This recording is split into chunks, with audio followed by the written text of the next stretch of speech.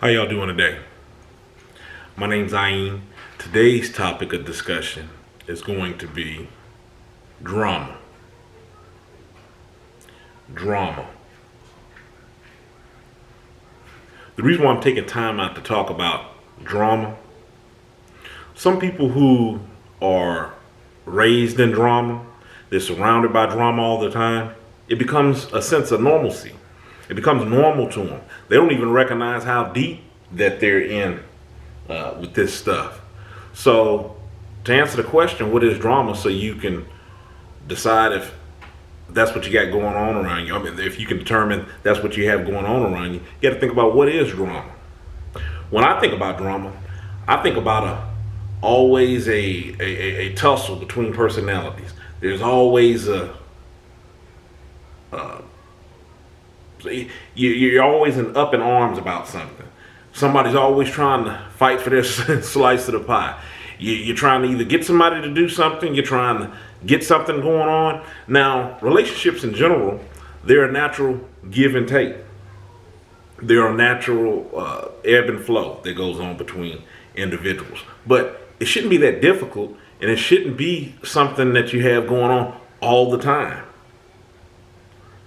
You're always trying to fight to be heard, or you're trying to make some sort of point, or you're trying to put something together. Everything shouldn't be a struggle. That's the main reason why one of the things that I mentioned that's redundant on the topics of my videos on this channel is getting a sense of you, knowing what you like, having some quiet time, having some alone time. Because when you're just always engaged with others, I do believe that you do lose a sense of yourself when you don't have the appropriate time set aside for yourself. You get so caught up in what others are doing. Sometimes you don't even get to realize that you've grown or you matured past certain things that you're still fighting for or fighting with other people. Because time is going on. You got these relationships where people are stuck doing the same old. They're in the same loop of things. They're obviously not having any growth or not recognizing the growth that they would have attained, and you're stuck right there with them, fighting over a bone. And like I said at the start of this video, when you're engrossed in drama, when you're raised and just all you know is drama, it seems normal. And the reason why I'm making this a topic for this video is because when you come across people who aren't about drama, this is the reason why people distance themselves from you. Sometimes you miss out on knowing good people, good relationships in your life because you're so engrossed with drama, you can't stand to put the drama down. And sometimes, and I think some people do come to a realization of this, that they do always like just something to be going on, whether it's good or bad. They don't care because, quiet time is boring to them. When they have people that come along that are doing something different, doing something refreshing, different from what they're accustomed to, they seem boring. Or it could be the other way around. You really want to attach yourself to a person because you're just like, man, you're really a breath of fresh air. It's renewing knowing you. And the person doesn't want to put up with you because you got so much going on all the time. And to you, it seems normal. You're just like, I don't know why they don't want to be around. I don't know why they want to be a part of my life, but they don't know that you're always caught up with something with your mother. You're always caught up in something with your father. It's always something with a sibling. It's always some drama going on with your friend. It's, something that you got going on in your personal life with a relationship. It's something that you got going on at the job. You're arguing, you're bickering. Like I said, you're always fighting for your slice of the pie. You're never stopping to see what quiet time is about, what being peaceable is about. So you're just engrossed in drama. That's what drama is. When I think of that, when you go look at a play, a drama, it has to have some sort of catch to it. It has to have some sort of plot twist or a turning point, something to keep you engaged. And that's fine, and you're gonna encounter drama sometimes in your life, but you don't always want it. It's not healthy. If you're always up in arms about something, it's not healthy. It's stressful for you, and like I said, it takes a toll on you. And really, your relationships, they'll devolve into certain types of relationships that you might not even necessarily want. Because they won't have a choice but to devolve into these relationships. Because since you're always with drama and you're always surrounded with people with drama, then you're going to be stuck dealing with those type of people, those type of situations, those type of people that always have something going on. The people that come in your life and they're not filled with drama and they're trying to take time out for you, you won't ever even have time for them because you always got something going on. It's like that with some of the family members in my life. Sometimes I've laughed because I'm just like, man, is this person, maybe they're lying to me. Maybe they're lying to me because they're blowing me off because they got this much going on. You know, they don't want to have dealings.